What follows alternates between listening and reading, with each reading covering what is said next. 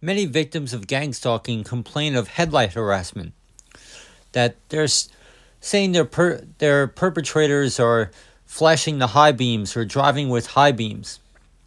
This is a common tactic found in gang stalking. A simple search on YouTube could just prove that.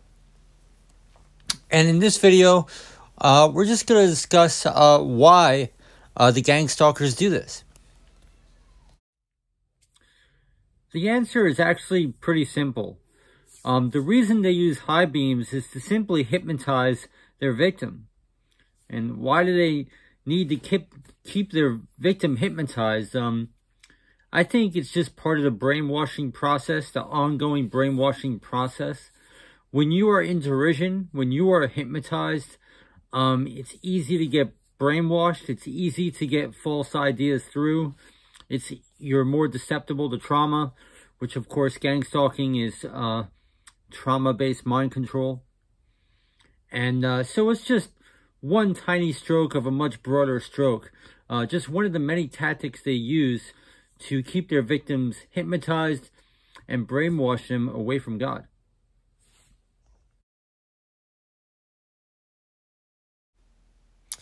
Now, interestingly enough, we actually see this tactic in a Radiohead song called They Follow Me Around, which is a B-side.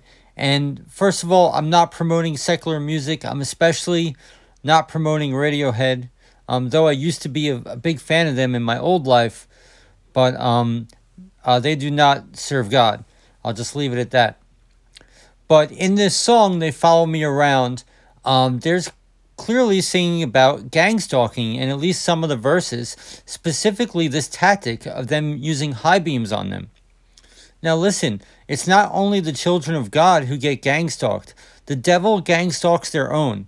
I think it keeps them in submission, it keeps them in obedience, or just beats them into an obedience that they want them to subject to. Now, of course, the next thing that must be addressed is, how does this fit into our Bibles? And of course, it does very much, actually. The point of derision or confusion seems to be a spiritual principle within this age while we are in the flesh.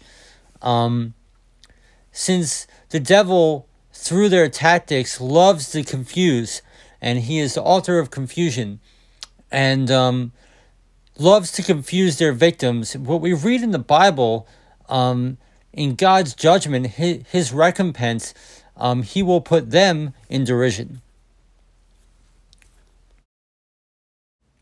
And again, we see the prophecies of God's recompense of this all over our Bibles. And another example can be found in Isaiah 29, verses 9 through 10.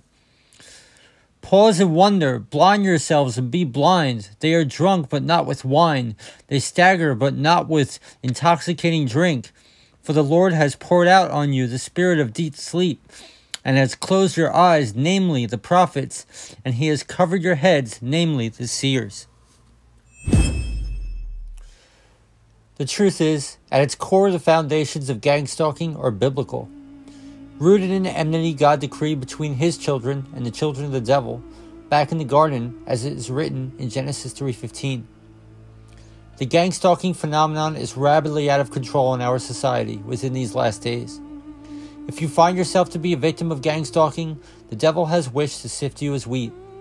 You must eventually face within yourself, which side of the spiritual plumb line will you find yourself standing on?